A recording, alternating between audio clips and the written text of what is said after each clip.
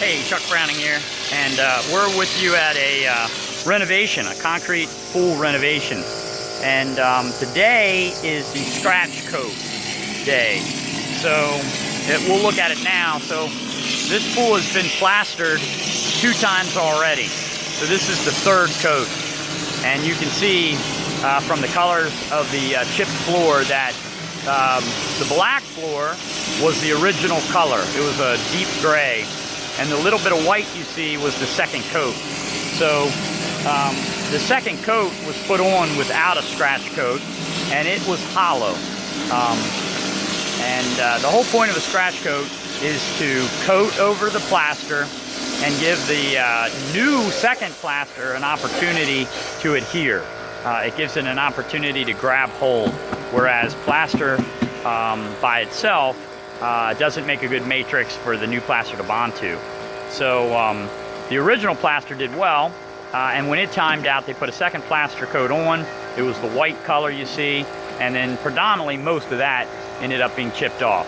So what we do is we come in, and on a gunite, we check the interior for hollows, and then we chip anything that has any kind of weakness to it, and just remove it. So bring it back down to the base coat.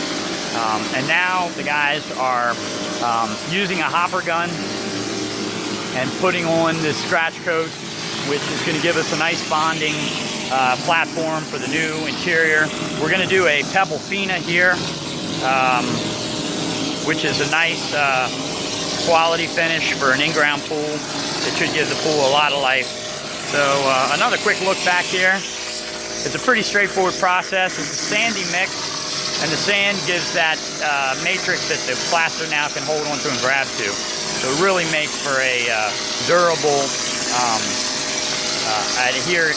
adhesion of the new plaster. Should give this plaster a full life. I hope we're helping you understand and become familiar with what is involved with ownership of a pool. In this case, you know, a pool that's many years old, you know, that's gone through a couple of different rebuilds, if you will, and we're bringing it back to like new. I hope Chuck Browning here in this backyard until we meet in yours.